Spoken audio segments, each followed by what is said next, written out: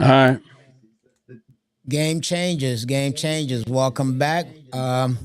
We've been experiencing some technical difficulties. Hopefully, we are here live and direct. Hopefully, you can see us. We've been talking for about 20 minutes and just realized that the link wasn't allowing individuals to access the platform. So I'm hoping that this time around you will be able to see us, hear us, and if you are still with us, I thank you. I appreciate you pulling up a seat at the table to hear this conversation. If you are, if you have left, we apologize for the delay in showing up on your profile or on your in your window, so to speak. I'm just going to do a quick check because we are live to see if anybody's out there and seeing us at this point in time. Still no go, huh? Okay. No, I think you live. I think you good to go. I don't know what else needs to be done differently to ensure that we are live and direct. I think you can Econ you see the live, chat or no? live broadcast. Can you see your chat or no? Yeah, I think you good because I could see that four people are watching. You Yeah, started streaming 78 I don't know. seconds I ago. can't hear him. Is your mic You still on? can't hear me now? Yes. And you can see how many people that are watching. Up So there you have apparently we four. can be heard. So you Check, see check. us? Yes. Okay. All right. All right. So with Murphy's law, what else? What else can we say? Whatever can go wrong will go wrong. Game changers. Thank you for sticking around. Those of you who have stuck around. Um, my partner here and I have been talking for the last almost half hour now, and unbeknownst to us, we didn't realize that we were live. We were not as live as we thought. So welcome to at the desk with Dr. Qua, and of course, this afternoon I have with me Dr. Raymond Trigg of Infinite Training and Consulting, a 27-year veteran with the police department, an adjunct professor, a holder of multiple degrees, and of course, he's our guest this afternoon as we discuss school readiness for 25-26 school year in preparation as with respect to security and safety. Just we have been talking, so I'm trying to catch you guys up, and and again, I truly apologize for the delay in this broadcast, but we will do our best to kind of fill you in as we go. Hopefully the sound quality is good. Dr. Trigg, are you with me? Yes, yes. Hopefully you can hear me. I can hear you now. I can hear you now. So I think with respect to our challenges, we might have found a resolution to it. So as we were discussing earlier, the challenges of running the building or running the school or running the district, and of course security being paramount. Because as I shared with Dr. Trigg earlier, one of the biggest challenges I had as an admin was always that making sure that we start the day one way and end it the same way. In other words, sending scholars back home the way that their parents brought it, sent them to us, right? But to get that done, to do that, that is a heavy lift. It requires every member of the learning community to do their part to ensure that safety of all is paramount. And so, Dr. Trigg, with your experience in law enforcement, with your experience as an adjunct professor in the K-12 setting, what are some of the things, and I know you do some consulting with some districts and schools, what are some of the elements that you see as a challenge in making sure that this environment of safety is properly established to ensure that each person that comes into that environment leaves the way that they came in? Well, the most important thing to me is to make sure you have a plan and everyone is on the same page. Because if you don't have a plan and everyone is not on the same page, then you're going to have problems in the event of some sort of situation. And everyone's not going to be able to handle that situation. And when we're looking at schools, no matter who is in the school, Okay. from the custodial I've lost you staff again. all the way to the principals, Here we go. they should be on the same page. The secretarial staff, everyone has to know their part when it comes to a particular emergency. Because if one of those individuals they do not know the plan, that's where you could have problems.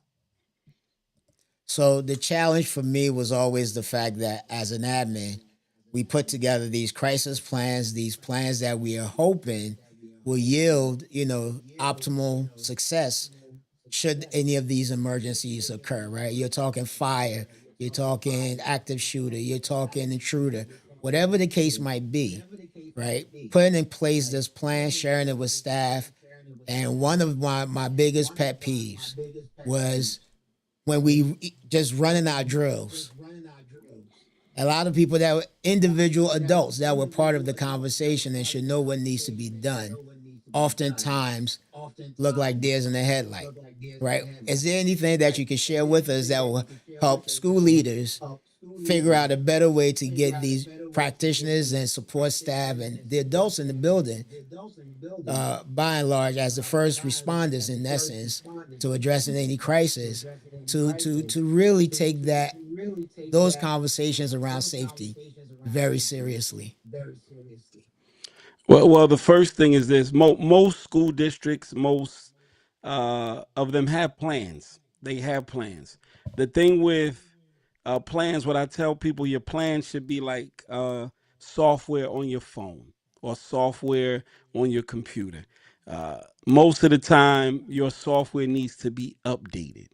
But what happens with these plans, they never get the update. So in reality, your plan should be updated. It could be things where something as simple as you're going to have construction on the west end of your school.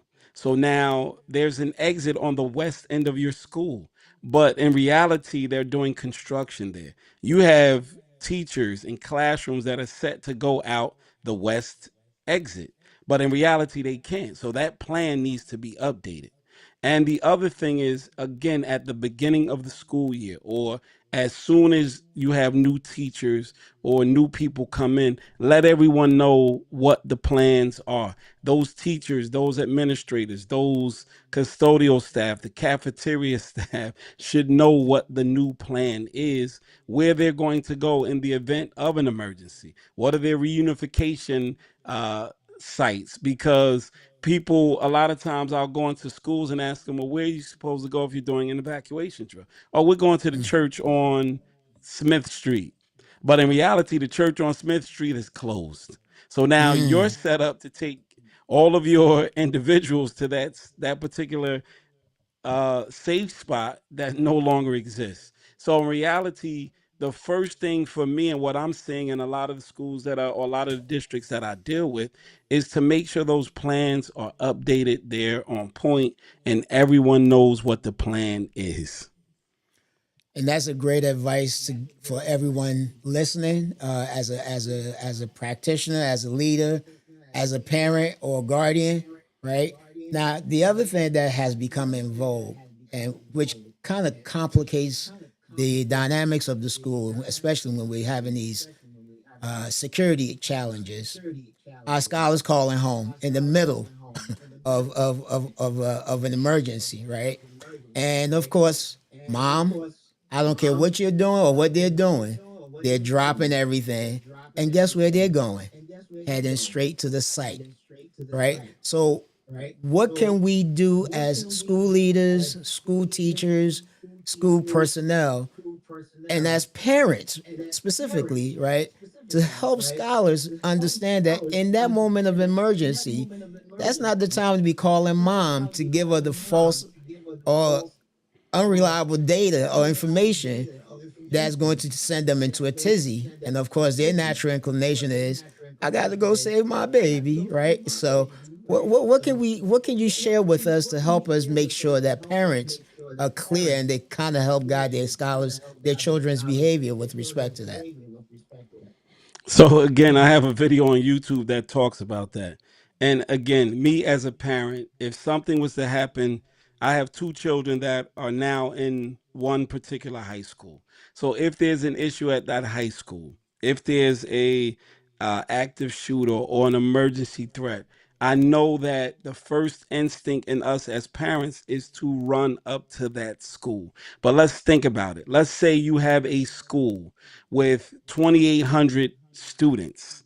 So that means there's probably a minimum 2,000 parents. Can 2,000 parents actually go up to that school in the event of an emergency? No. And what it's going to do is complicate the emergency procedures or things that need to happen in the event of a true emergency or active shooter situation where you need to get emergency equipment in there. You need to get officers in there. So the best thing to do, even though I know this is hard for us as parents, is to just wait and see what's going on. Most of your school districts now have notification, whether you're going to get a text or a call to let you know that's what's going on at that particular school. But again, our instincts, we're going to run up there. Parents, even though I'm saying this right now, if something happened, parents are going to run to the school because, like you said, I need to save my baby.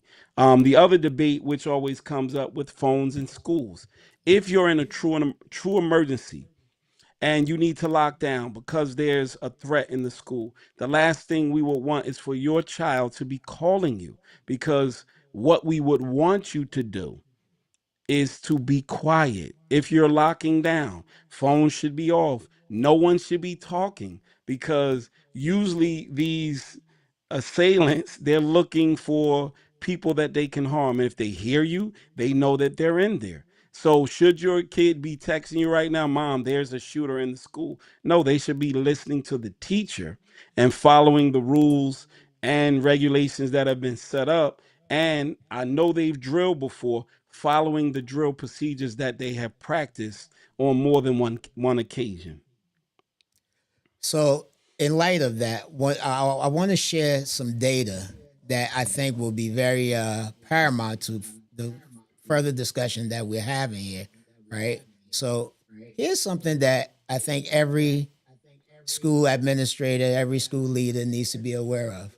So, as I started the conversation, school safety isn't just about emergencies, right? If you look at this chart provided through Education Week, this is a listing of all the school shootings, incidents where somebody was harmed or killed since 2018. 2022 was the deadliest year for such incident where we have 40 deaths, right? But this year alone already, this year alone, 2025. So the first half of the school year, right, we've already had 12 shooting incidents or 12 people injured. But we've had multiple incidents. I believe it's at 7 right now, if I'm not mistaken. Right, 7 shooting incidents where 12 individuals have been hurt and 2 have been killed. This is a statistic that scares the bejesus out of me, right? Because one of the things that I'm seeing around this is that the locations and places where these, I guess one would say, mass shootings of sort take place, oftentimes are not in your urban centers, right? And so my curiosity or my wondering is that as a former building admin, it feels like in your urban centers, we go hard, we have all the metal detectors, the this, the that. I mean, to the point where, you know, these devices are being um, made available at the elementary level, right? So you got little Kwame coming in as a kindergartner or first grader and walking through metal detectors. I have a huge negative vibe about that, right? Because I feel and these are my opinions, right? That incidents that have happened in places where we're not, right, have become tools to ratchet up components that feel like a training, a conditioning of sort, right? Because where else are you walking in where every step of the way there's security measure, right? You gotta go through these. You become so it becomes so commonplace that you get used to it. That oh, that ain't nothing. I would love to get your take, and hopefully our guests will I guess at the table will give some insights or their increase in the commentary at some point that I definitely want to address on some level. But give me your take on this. It's again now. Let's say that, and again, when you talk about those protective measures, as far as metal detectors, wanding, bag scanners. Now, every district has their own I guess their own unique set of characteristics that you would have to deal with. So do I think you should do it across the board? Now, elementary school, should you have bag scanners and metal detectors on a school that say K through 4 or K through 5, 6, whatever the case may be? And I would probably say no. But again, it depends on, again, location, where these schools are, what's going on around these schools, what types of families and things like that that you have in these neighborhoods. But it's one of those things where, and again, me coming from an urban city, born and raised in an urban city, understanding what goes on in urban cities, working in an urban city. So again, do we at times overcompensate because of what we've seen, because of crime, statistics and incidents? Yes. But, as a school district, as a community, what I think one of the best things to do is for everyone to have a seat at the table and come up with solutions that you think that are not too intrusive, that are not against anyone's rights. And I feel as though that's the best way to handle these situations when it comes to the devices that you're going to use. And what I mean by not necessarily, just the parents, it should be the parents. It should be the school board. It should be the police department. It should be anyone that has a stake or some sort of comment or can add to what you want to do when it comes to safety and what it looks like for a school in that community, around that community, because there could be things around the community that could make it rough for a school where the school has no incidents, but outside the incidents, you have shootings, you had stabbings, you've had all types of things of that nature. So again, it's hard to say that there's a one size plan that fits everything, because there's not. But do we go a little bit extra and harder in urban districts? Yeah, we seem to do. And again, that Okay. has to do with what we see on the news and what we see around us. And sometimes the media and things like that make things appear worse than what they really are. Because when you really look at school shootings, there really there are not a lot of school shootings. Are there a lot? Yes, but are there as much as people would tend to think there are? Or if you talk to someone and say, "Hey, there are a lot of school shootings. A lot of these shootings happen in the parking lot, in front of the school, but that's considered a school shooting when you look at the definition of what it is." Okay. Okay. So in light of what you've just shared, understanding the neighborhood, basically the hood that you're in, so to speak, right? Um, Making sure that your surroundings might give you reason to pause, right? But again, with these devices in place, if our scholars are not the ones causing or creating these offenses, so to speak, right? Because of the neighborhood, yes, we need to take certain precautions. Visitors coming in, I think, are different from the scholars and the personnel within the building, right? So there has to be a dynamic where we strike a balance. And so I think, so the question are basically, what role should teachers, students, parents, and community partners play in school safety plans, and how schools ensure everyone is prepared, right? Um, what is it that you've seen in your years as an officer being called to school, right? What is the one challenge that you would like to see minimized when a drill or a situation arises, um, that you've gone to the scene and then realize that, okay, X, Y, and Z shouldn't have been in place, or should not be where it is, and because we need to be able to get to the source, right? What would you say has been a challenge, or a challenge that you would like to see mitigated in the 25-26 school year, since it is upon us? When it comes to drilling and also being uh I would say being prepared. One of the, if you're in a building or if you're in a school or if you're a teacher, again, like I said, custodial staff, secretarial staff, lunch aides, you have to be prepared. And a lot of times they don't take that serious. A lot of times people don't do the what ifs. Being a police officer, it's hard for me to, a retired police officer, it's hard to relax. I'm always looking at, well, what if this or what if that? When I go out to eat, I'm never sitting with my back to the door or with my back to the window because, again, I'm always not necessarily anticipating something to happen, but if it does happen, I know where the exits are. I know where to go. I know what to do. And a lot of times, what I've seen in some of these schools, you've had teachers that have been working there for 10, 15 years. They've come in the same door, they go out the same door. They have no idea that there's another door behind them or another door over to the left of them and things like that. Because again, if that door that you normally go through is blocked, what are you going to do? And again, I know teachers are not police officers. They shouldn't think like that. But in reality, our teachers, everyone in that school, you have to be prepared for something that may never happen. But in that one instance that it does happen, we want you to actually be prepared for that.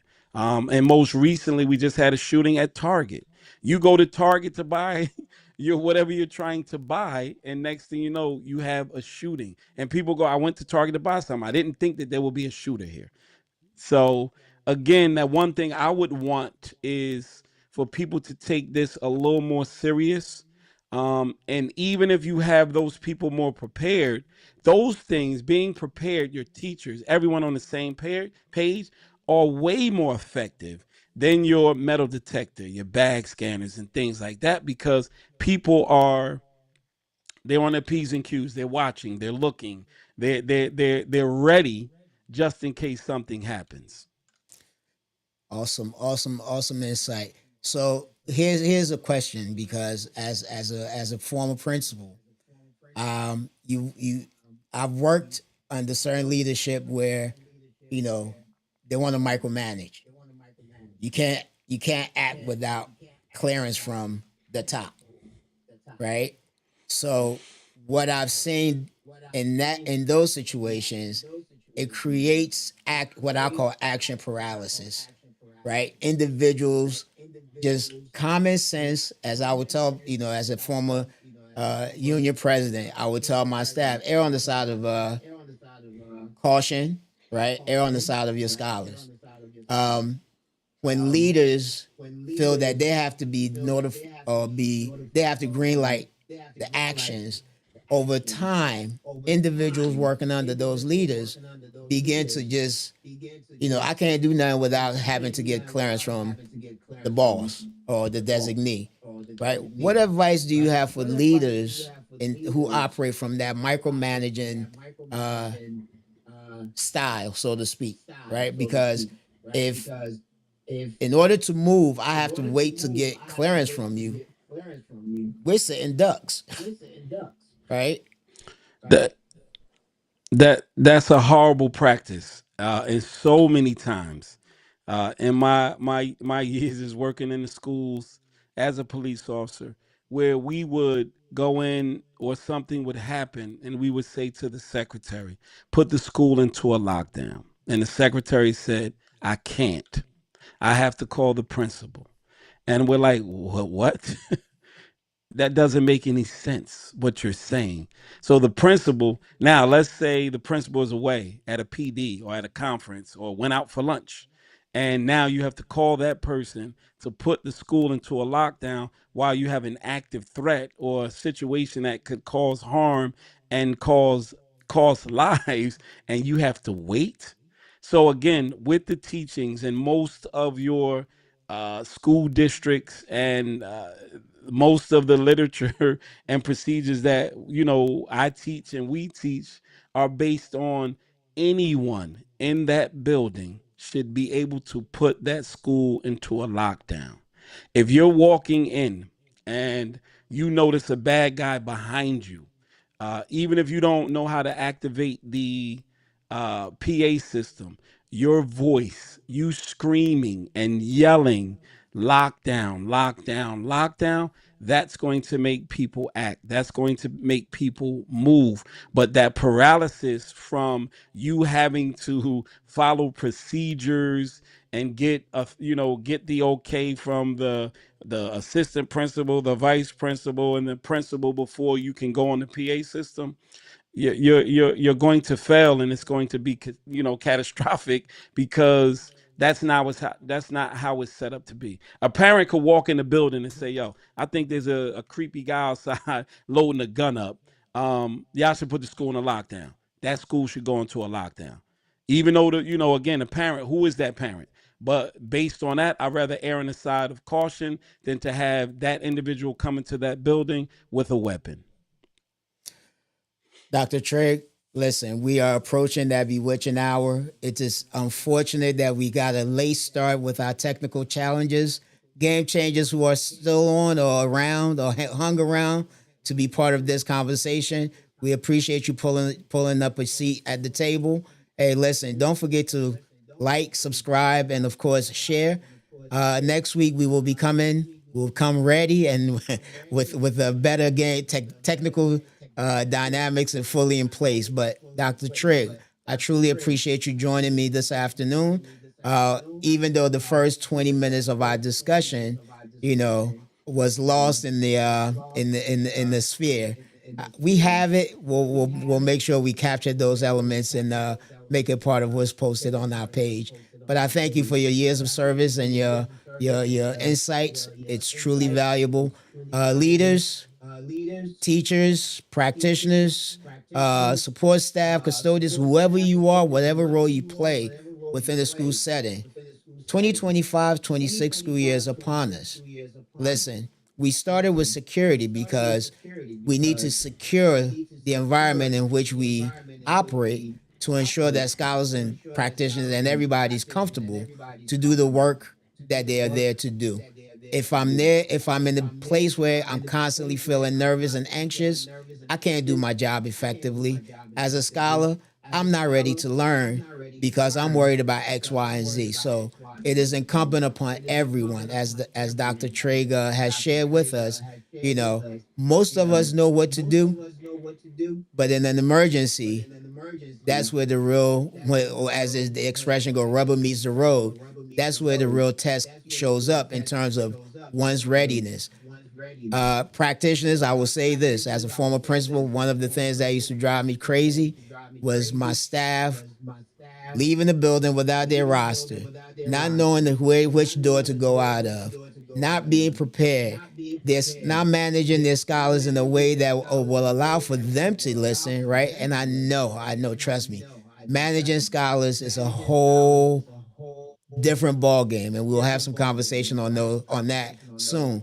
But it is critically important that you do everything humanly possible to ensure that if nothing else, in those emergency situations, you have your scholars tuned in and with you and lockstep in doing what needs to be done so that you and your scholars and hopefully everybody else within that learning environment makes it out home safely the same way they got there.